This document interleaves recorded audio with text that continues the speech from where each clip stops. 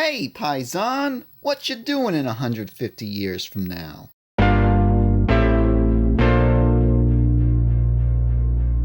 Okay, last time I asked about repros and what in your eyes gives them value. Lord Jabalba writes, I think the term you were searching for was procedural generation when terrain and other objects are generated that could be different for each playthrough. Minecraft Dungeons is a good example of a game that uses a combination of procedural generation and static game levels. I was also referring to developers and how they use tools that actually will generate a static object that will be built into the game. So, they don't actually have to put in effort to generate a tree or to make landscapes. Retro Buyer Guide, he writes, I think the only thing that gives repros values are collectors. If a game is particularly rare, collectors will spend more and more money trying to add to their collections. Because there is a finite number of real games, that means the price will continue to rise as more people look for it. It's simply supply and demand. That's where the repro market comes in to offer those who can't afford to spend or don't want to spend a lot of money on a single game. Well, first of all, hold on a second. Those people, we're also talking about the supply of repros here. And, they can keep on pumping out those. So how are they going to charge so much money? How are some sellers going to charge $30 for a repro and it only costs, there are factories that are pumping out these. You go on AliExpress, someone is charging $3. You go on eBay, someone is charging $30 for the same repro. There's definitely a problem with that. I personally have no problem with it as long as it has something to distinguish it from a real game, like you said. The repros are getting better and better, and I think some are getting quite hard to tell from the original. If you want to buy a repro, that's your prerogative. I have zero issues with it. It's only when those lines get blurred and people start trying to pass off fake games and real ones that it becomes an issue. Totally agree. Completely agree. Whatever you want to spend your money on, that's fine. The issue is sellers trying to take advantage of collectors who may be new to the hobby and don't know how to tell the difference in real or fake game. There are Game Boy Advance fake... Oh boy, I'm going to totally agree with this sentence. There are Game Boy Advance fake games that get passed off as real all the time, and I've seen people fooled until they open them up. Definitely. You know what? I wasn't on my game and I got fooled by it once. But yeah, that and DS games, that's a huge issue nowadays on anywhere where you buy games. Death Adder writes, I don't know about playing games I dislike. He's writing about the last What Do You Think before this. I don't know about playing games I dislike, but I can think of 3 games that never clicked with me that I tried and tried and tried. Well, you know what? You are saying that. You did try. Go away. You did try and try. So you continued to play a game that you didn't like. So he tried Sea of Thieves, Pokemon series, and Street Fighter 4. None of these games fit into the Death Adder Fun Factor chart, but I felt like they should, so I kept chipping away at them. Achievements and trophies aren't bad, sure. If someone has to get all 1,000 extra Xbox points and a platinum trophy in every game, then yes, that is a mental illness. But if you really love a certain game and want to chase down a few extra achievements, it adds extra value to the game. That's a whole different discussion. Let's not get into it. Okay. I'm not really a collector guy for real, but I feel like I'd skip over the repros and spend the extra dollar dues on authentic 1980s and 1990s plastic squares.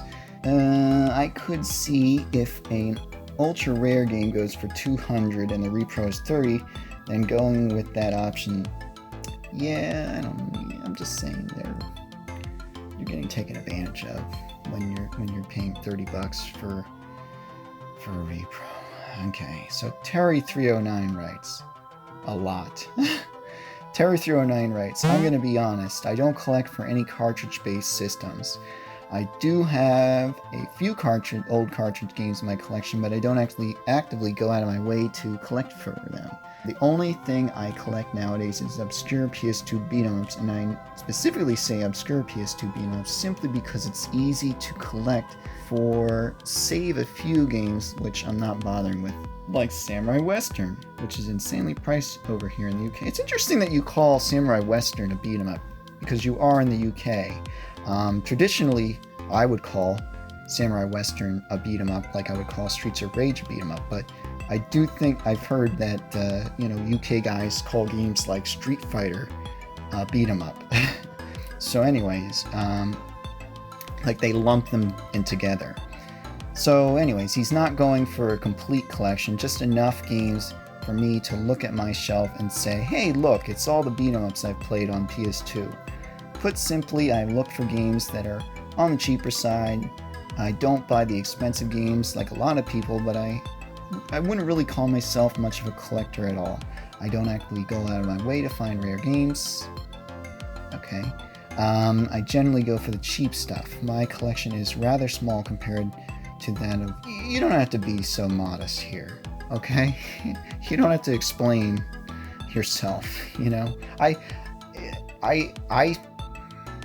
Maybe it's my downfall, but I don't like standing in front of,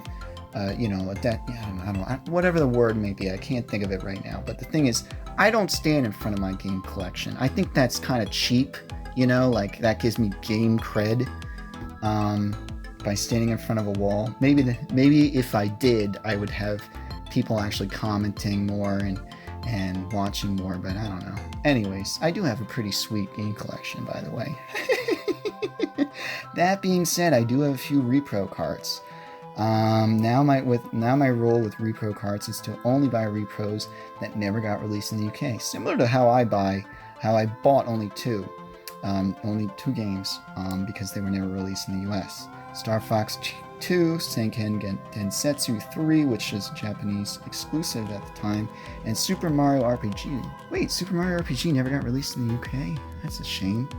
Are the 3 repo carts I own, and quite frankly, Super Mario RPG came with them, and I didn't really need it. It was just kind of a bonus. I mainly got them so I could play them on my original hardware, which I had out at the time. But nowadays, I don't have my SNES out anymore, since I mostly use SNES 9X to play all those old games now. I do think there is some value in playing on the original hardware. There are many people who have argued that sound quality in particular is a lot better on original hardware. Not only that, man, but video, everything. And it also depends on how you're hooking it up, what cables you're using, what kind of TV you're using.